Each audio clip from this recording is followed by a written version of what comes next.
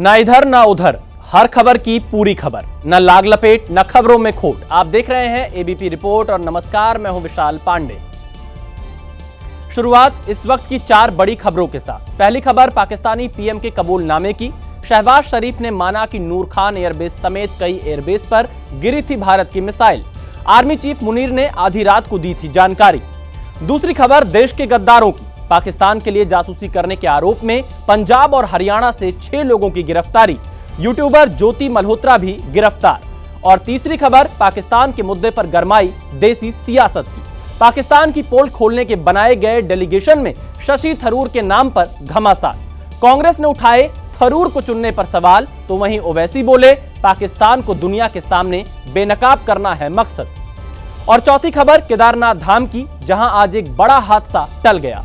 केदारनाथ में कुछ लोगों को लेकर जा रही एयर एम्बुलेंस हादसे का शिकार हो गई, लेकिन सभी सवार सुरक्षित बचा लिए गए।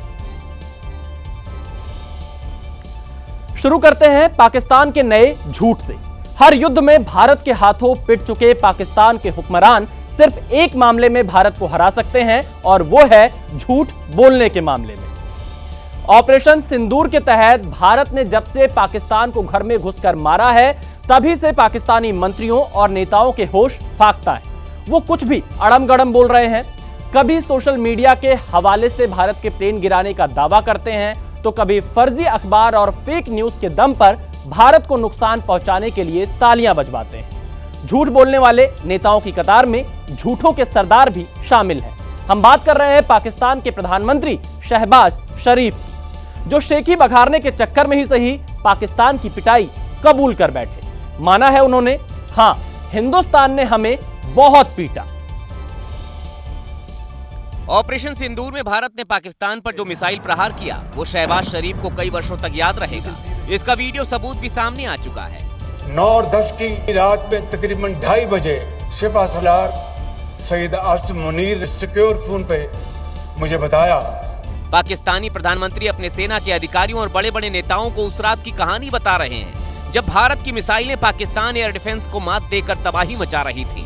शिफा सलार जनरल सईद आसिम मुनीर ने मुझे सिक्योर फोन पे मुझे बताया, हिंदुस्तान ने अपने बैलिस्टिक मिसाइल अभी लॉन्च किए हैं। एक नूर खान एयरपोर्ट पे गिरा है और कुछ और दूसरे इलाकों में गिरे हैं। भारतीय मिसाइल के हमले का यह वही वीडियो है जिसका जिक्र पाकिस्तान के प्रधानमंत्री कर रहे थे।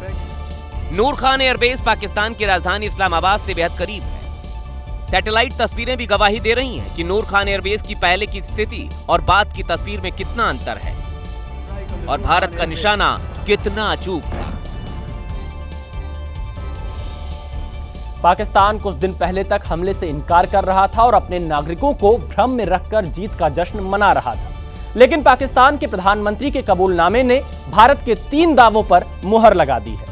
पहला दावा यह कि भारत ने पाकिस्तान के कई ठिकानों पर मिसाइलें दागी थी, जिनसे वहां भारी तबाही मची। दूसरा दावा यह कि भारत के हमले में पाकिस्तान के नूर खान समेत कई एयरबेस बर्बाद हुए हैं। और तीसरा यह कि पाकिस्तान भारत की मिसाइलों को रोक नहीं पाया, यानी पाकिस्तान का एयर डिफेंस भारत की ब्रह्मोस जैसी मिसाइलों को रोक पाने में सक्षम नहीं है।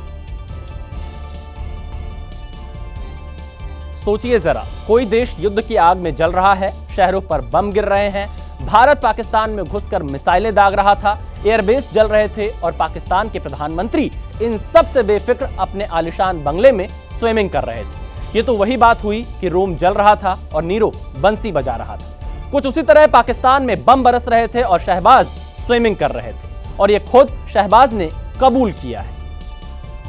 शहबाज शरीफ का बड़बोलापन स्विमिंग तक ही नहीं थमा। इसके बाद उन्होंने जो कुछ कहा वो सुनकर आप हंसते हंसते अपना पेट पकड़ लेंगे।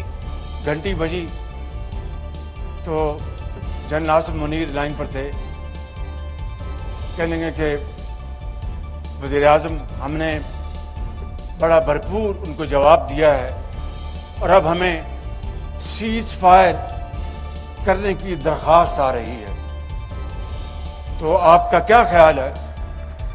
मैंने कहा, सिफा सलार, इससे बड़ी और इज्जत की क्या बात हो सकती है? तो मैं समझता हूँ कि आप बिस्मिल्लाह करें और इस सीज फायर की ऑफर को कबूल करें। बकौल शहबाज शरीफ सुबह की सीज फायर की बात हो गई थी, जबकि पूरी दुनिया जानती है कि 11 एयरबेस पर भारत के अटैक के बाद पाकिस्तान पहले तो अमेरिकी राष्ट्रपति डोनाल्ड ट्रंप के आगे रोया और फिर उसके डीजीएमओ ने दोपहर में फोन पर भारत से सीजफायर की गुहार लगाई। AIMIM अध्यक्ष असदुद्दीन ओवैसी लगातार पाकिस्तान पर लताड़ लगा रहे हैं। ओवैसी ने पाकिस्तान को आड़े हाथों लेते हुए कहा कि अगर वो नहीं सुधरा तो उसको फिर से सीधा करना पड़ेगा। मंच पर तेलंगाना सीएम रेवंत रेड्डी समेत कई नेता मौजूद थे। हैदराबाद के सांसद और AIMIM के अध्यक्ष असदुद्दीन ओवैसी बोलने के लिए खड़े हुए और हैदराबाद से पाकिस्तान को ऐसी लताड़ लगाई जिसकी गूंज इस्लामाबाद तक सुनी गई होगी। जो हमने जवाबी कार्रवाई की थी हमारे पड़ोसी मुल्क के ऊपर, वो सुधरने वाले नहीं है। अब आप दुआ करो, हज को जा रहे, अल्लाह उनकी दुम को सीधा करे, वरना फिर वक्त आएगा उनको और सीधा करना पड़ेगा। इस कार्यक्रम में हज यात्रियों को ले जाने वाली बसों को हरी झंडी दिखाई गई। ओवैसी ने हज के लिए जा रहे लोगों से देश की सलामती के लिए दुआ करने की भी अपील की। जो ताकतें इस मुल्क में दहशतगर्दी के जरिए मासूम लोगों को कत्ल कर रहे हैं, अल्लाह उन दहशतगर्दों का खात्मा कर दे।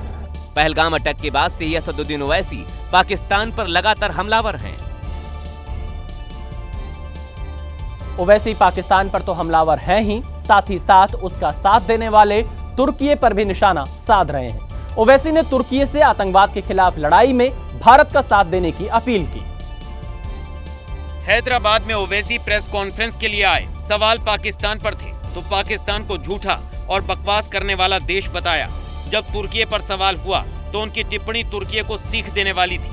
जो टर्की का जो है ना, हम लोग ज्यादा एक्सपोर्ट कर रहे हैं, वहाँ पे इंपोर्ट कम हो रहा। टर्की को समझना है कि जब आप KPP और सीरिया में YPG बोलते हैं, उनके खिलाफ आप बॉम्बिंग करें।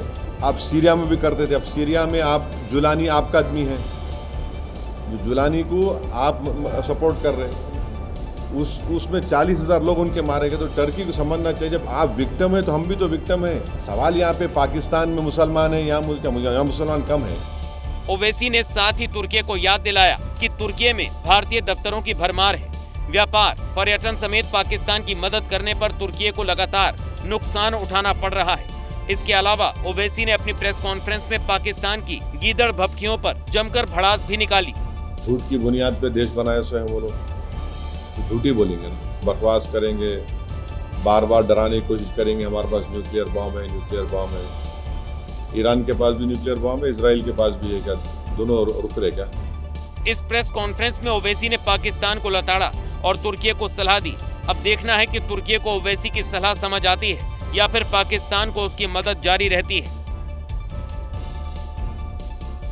सिंधु जल समझौते पर रोक के बाद जम्मू कश्मीर के मुख्यमंत्री उमर अब्दुल्ला ने तुलबुल प्रोजेक्ट फिर शुरू करने का सुझाव दिया। इस पर महबूबा मुफ्ती ने उन पर पलटवार किया, लेकिन बीजेपी ने कहा कि पाकिस्तान को सबक आगे भी सिखाना है। हमें तो अब आग को बुझाने की कोशिश करनी चाहिए, आग लगाने की कोशिश नहीं करनी चाहिए। जम्मू कश्मीर के सीएम उमर अब्दुल्ला ने सोशल मीडिया पर तुलबुल प्रोजेक्ट फिर से शुरू करने की बात कही तो महबूबा मुफ्ती का पाकिस्तान प्रेम फिर से जाग गया। हमें वो बात कहनी चाहिए जिससे अमन बढ़े, वो बात नहीं कहनी चाहिए जिससे प्रोवोकेशन हो और जंग जैसे हालात फिर से दोबारा हो जाएं। महबूबा के पोस्ट के बाद उमर अब्दुल्ला ने उन पर गंभीर आरोप लगाए। उन्होंने कहा, सस्ते प्रचार के लिए और सीमा पार बैठे कुछ लोगों को खुश करने की अपनी अंधी लालसा के साथ आप ये स्वीकार करने से इनकार करती हैं कि सिंधु जल संधि जम्मू कश्मीर के लोगों के हितों के साथ एक ऐतिहासिक विश्वासघात है।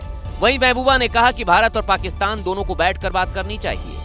दोनों तरफ से रिव्यू होना चाहिए ताकि हम आपस के मसले बायलैटरली हल कर सकें, रादर देन कि कोई तीसरी ताकत आके बीच में हमारे खड़े हो जाए। बीजेपी ने महबूबा पर हमला बोलते हुए कहा कि वो अपनी सलाह पाकिस्तान को ही दें। जिस प्रकार से आतंक का एक मसीहा बन चुका है पाकिस्तान, मुझे लगता है ये सलाह जो आप हिंदुस्तान को दे रही हैं वो पाकिस्तान को देनी चाहिए। भारत ने पहलगाम हमले के बाद सिंधु जल संधि स्थगित कर दी थी, लेकिन पाकिस्तान उसे अब दोबारा शुरू करने के लिए गिड़गिड़ा रहा है।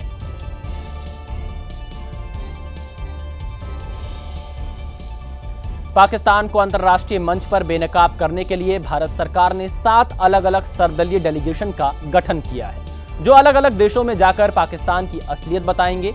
जिन सांसदों के नेतृत्व में डेलीगेशन गठित किए गए हैं, उनमें तिरुवनंतपुरम से कांग्रेस सांसद शशि थरूर, बीजेपी सांसद रविशंकर प्रसाद, जेडीयू के सांसद संजय कुमार झा, बीजेपी सांसद बैजयंत जय पांडा, डीएमके की सांसद कनिमोझी, एनसीपी शरद गुट की सांसद सुप्रिया सुले, शिवसेना शिंदे गुट के सांसद श्रीकांत शिंदे भी शामिल है। हालांकि डेलीगेशन पर सियासी टेंशन भी बढ़ने लगी है। सुझाए गए नाम न शामिल करने पर कांग्रेस ने आपत्ति जताई।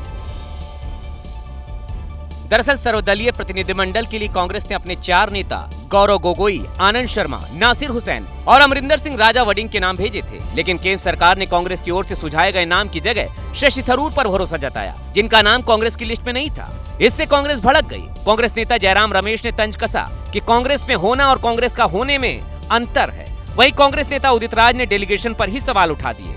सबक तो सिखा ही नहीं पाए हम, जब दुनिया में कोई हमारे साथ नहीं है। अब 40 एमपीओं को भेज करके अब क्या करोगे आप? ठीक है, आप भेजिए, उसका कोई विरोध नहीं है। बीजेपी सांसद मनोज तिवारी ने कहा कि डेलीगेशन के मुद्दे पर सियासत नहीं होनी चाहिए। शशि थरूर भी कांग्रेस के ही हैं ना। शशि थरूर जी अच्छे वक्ता हैं, शायद इसलिए उनको चुना गया होगा। एक तथ्य ये भी है कि पिछले कई मौकों पर शशि थरूर के बयान पार्टी लाइन से अलग रहे हैं। तो वहीं पीएम के केरल दौरे पर शशि थरूर ने उनका स्वागत किया था।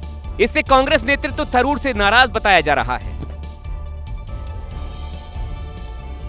कर्नल सोफिया कुरैशी के बारे में विवादित बयान देने वाले एमपी के मंत्री विजय शाह को विरोध के बीच समर्थन भी मिल रहा है। बीजेपी की पूर्व मंत्री और विधायक उषा ठाकुर ने विजय शाह का बचाव किया। जिस वक्त एमपी के मंत्री विजय शाह ने कर्नल सोफिया कुरैशी पर विवादित टिप्पणी की थी, उस वक्त मंच पर पूर्व मंत्री उषा ठाकुर भी मौजूद थी। जब मंत्री के खिलाफ विरोध के स्वर तेज हुए तो उषा ठाकुर बचाव में उतर गईं। बार जुबान फिसल जाने के कारण ऐसी भ्रांति पैदा हो जाती है, तो हमें इस पर गंभीरता से विचार करते हुए इन विषयों को समझना होगा। उषा ठाकुर मंत्री विजय शाह के विवादित बयान को जुबान का फिसलना मान रही है, लेकिन कांग्रेस अब भी इस्तीफे की मांग पर अड़ी है और मुख्यमंत्री पर विजय शाह को बचाने का आरोप लगा रही है। मुख्यमंत्री चाहे तो उनको पेश कर सकते, अभी मुख्यमंत्री की नहीं पेश कर रहे तो मुख्यमंत्री खुद चाहते कि इस प्रकार के मंत्री जो अनर्गल बयान देते हैं उनको बढ़ावा देना। कार्रवाई नहीं होने पर कांग्रेस ने सड़क पर उतरकर बड़े प्रदर्शन की चेतावनी दी है। दिल्ली एनसीआर में आज दोपहर हुई बारिश और तेज हवाओं से भारी तबाही हुई है। दिल्ली नोएडा के कई इलाकों में पेड़ और खंभे गिर गए। सबसे पहले दिल्ली के rapid rail metro station Ashoknagar की तस्वीरें देखिए, जहां का शेड हवा में उड़ गया। इसके अलावा दिल्ली के नेताजी सुभाष मार्ग जो कि लाल किले के सामने है, वहां नीम का पेड़ गिरने से ई रिक्शा दब गया। इसके अलावा इस एरिया में कई गाड़ियां भी क्षतिग्रस्त हुई हैं। इसी तरह की तस्वीरें दिल्ली के रोहिणी से आई, जहां के सेक्टर 16 इलाके में कई पेड़ गिर सड़क पर आ गए। पेड़ गिरने से कई गाड़ियां और बाइक टूट गईं। दिल्ली से सटे नोएडा की तस्वीरें भी डराने वाली हैं। यहाँ के कई इलाकों में भारी तबाही हुई है। शहर के अलग अलग एरिया में पेड़ और खंभे गिरने की खबरें सामने आई हैं। ग्रेटर नोएडा की एक सोसाइटी में तो एक गाड़ी के ऊपर प्लास्टर का एक गाड़ी पर ही गिर गया।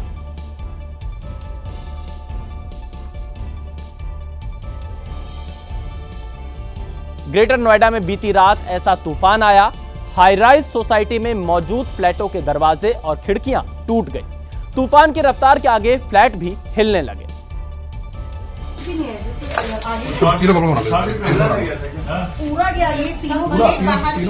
तस्वीर देखकर तबाही का अंदाजा लगा सकते हैं।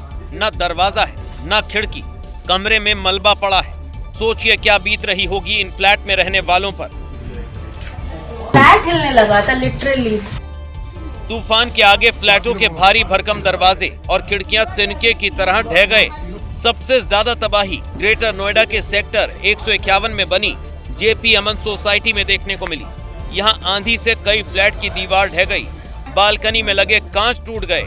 लोगों ने बताया कि तूफान के वक्त उनके फ्लैट बुरी तरह हिल रहे थे।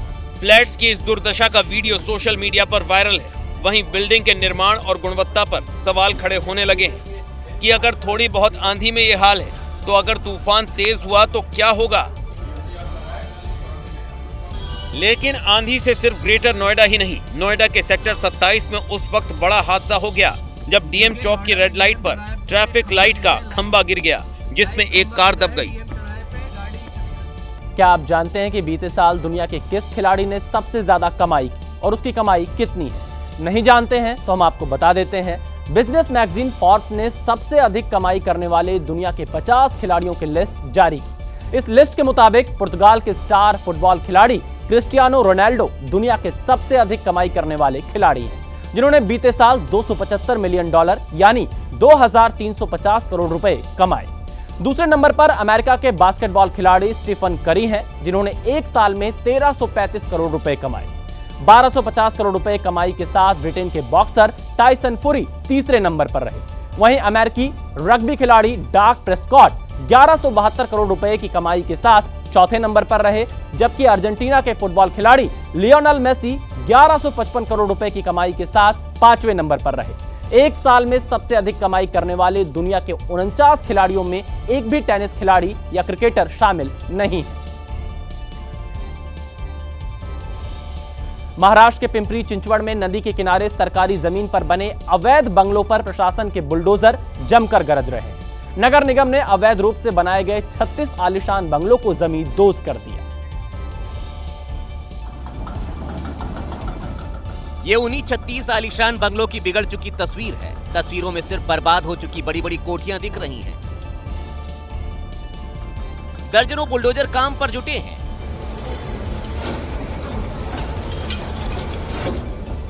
बड़ी बड़ी कोठियों को जमींदोज किया जा रहा है।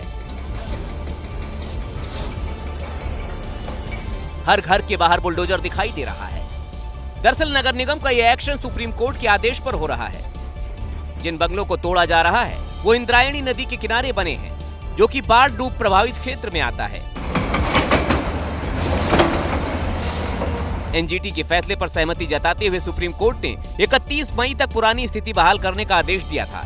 इसके बाद से ही बुलडोजर एक्शन दिखाई देने लगा और बड़ी बड़ी करोड़ों की कोठियां टूटती दिखाई दी। ये तस्वीरें अवैध निर्माण करने वालों के लिए बहुत बड़ी चेतावनी भी है और संदेश भी है।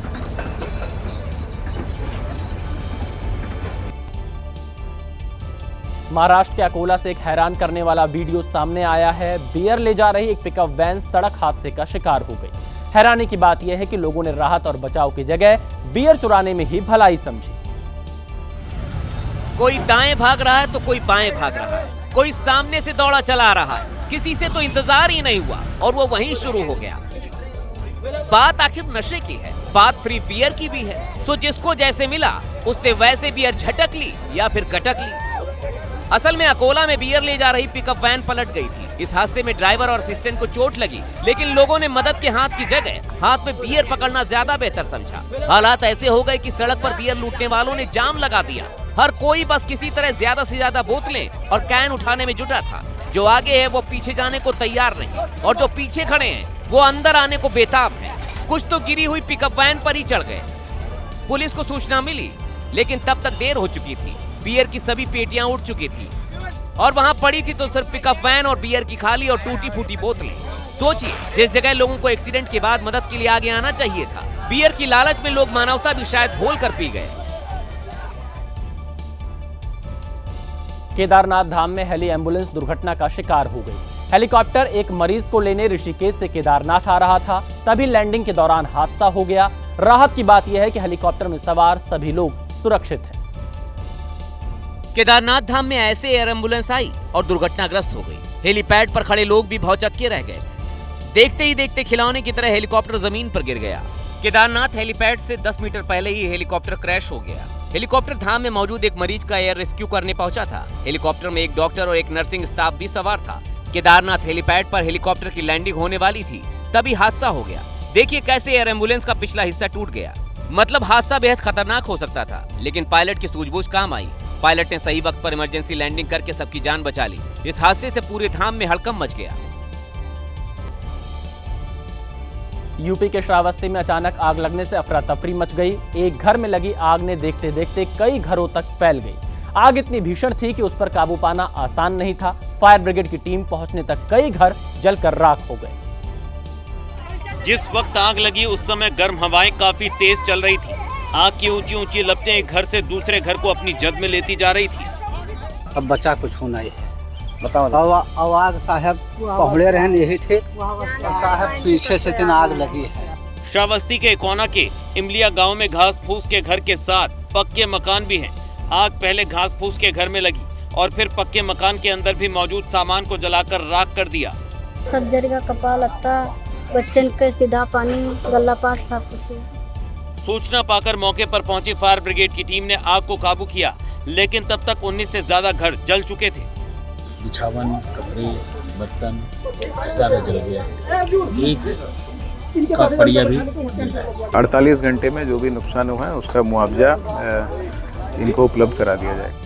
फिलहाल प्रशासन की ओर से प्रभावित लोगों को जरूरी सामान उपलब्ध कराया गया है और पास के ही स्कूल में ठहरने की व्यवस्था की गई है।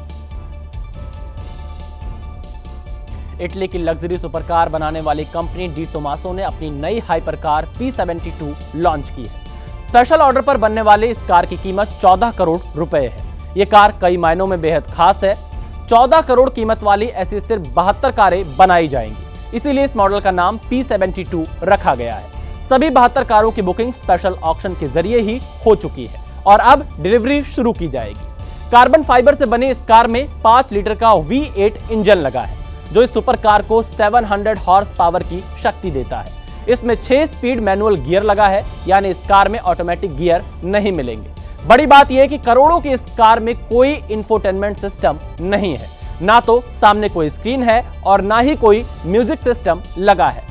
हालांकि कार के रिव्यू मिरर एक स्क्रीन लगाई गई है, जो कार को रिवर्स या पार्क करते समय पीछे की तस्वीरें दिखाएगी। कंपनी ने पहली बार 2019 में इस कार का कॉन्सेप्ट लॉन्च किया था और 6 साल बाद डी टोमासो की P72 सड़कों पर जलवा बिखेरने के लिए तैयार है। जमशेदपुर के एक गोदाम में आग लगने से करोड़ों का सामान जलकर खाक हो गया। दमकल की 6 गाड़ियों ने कड़ी मशक्कत के बाद आग पर काबू पाया। गोविंदपुरी इलाके के गोदाम में जब आग लगी तो चारों तरफ अफरा तफरी मच गई। पूजा सामग्री के गोदाम में लगी आग पल भर में ही पास के चूना गोदाम तक जा पहुंची और ऊंची ऊंची लपटें उठने लगी। तेज हवाओं की वजह से आग के आसपास के घरों तक पहुंचने का खतरा था। सूचना मिलते ही फायर ब्रिगेड की टीम मौके पर पहुंची। करीब 6 घंटे के बाद आग पर काबू पाया गया। गोदाम में पूजा का सामान और सजावटी चीजें रखी हुई थी, जो पूरी तरह जलकर खाक हो गईं। यहाँ पर पूरा सीजन आइटम था, जैसे होली का हो गया, दिवाली का हो गया, राखी का हो गया, विश्वकर्मा पूजा, गणेश पूजा, सब पूजा आइटम ही है। आग लगने से करीब 2 करोड़ से अधिक के नुकसान की आशंका है। महाराष्ट्र के ठाणे में एक ड्रोन मिलने से हड़कंप मच गया। यहां के कसारा क्षेत्र में पहाड़ी इलाके में घूम रहे बच्चों को यह ड्रोन मिला, जिससे आसपास के इलाकों में दहशत फैल गई।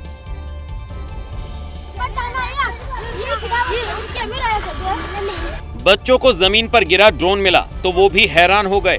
वो कभी ड्रोन को उठाकर देखते तो कभी ड्रोन के हिस्सों को अलग कर अंदर झांकने की कोशिश करते। तस्वीरों में ड्रोन के नीचे की ओर एक कैमरा दिखाई दिया, जबकि ड्रोन के विंग फिक्स पोजीशन में थे। वहीं शुरुआती जांच में पता चला कि ड्रोन पोनियर प्राइवेट लिमिटेड कंपनी का था, जिसने वैतरणा नदी के सर्वे के लिए जल संसाधन विभाग से ड्रोन उड़ाने की अनुमति ली थी। लेकिन ड्रोन सर्वे के दौरान ही खराब हो गया और पहाड़ी इलाके में मौजूद जंगलों में गिर गया। फिलहाल पुलिस ने ड्रोन को जब्त कर लिया है। दिल्ली में आम आदमी पार्टी के 15 पार्षदों ने पार्टी की प्राथमिक सदस्यता से इस्तीफा दे दिया है। पार्षदों का कहना है कि जनता से किए गए वादों को पूरा नहीं करने के कारण वो पार्टी से इस्तीफा दे रहे हैं। इन सभी पार्षदों ने एक नई पार्टी इंद्रप्रस्थ विकास पार्टी बनाने का फैसला किया है, जिसके लीडर मुकेश गोयल होंगे। वहीं आम आदमी पार्टी ने पार्षदों के इस्तीफे को लेकर कहा कि मेयर चुनाव के समय से ही बीजेपी उनके पार्षदों को अपने पाले में करने की कोशिश कर रही है। यह बीजेपी का ही काम है, जिसकी सच्चाई जल्द सामने आएगी।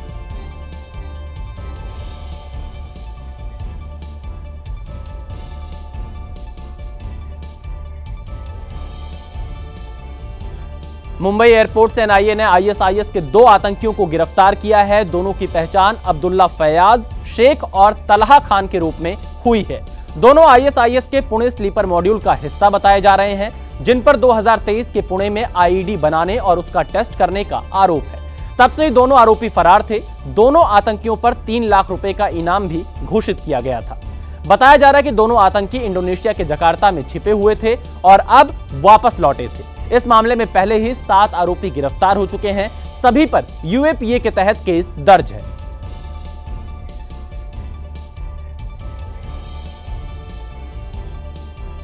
ये थी आज की एबीपी रिपोर्ट। कल भी जारी रहेगी खबरों की खोज। नमस्कार।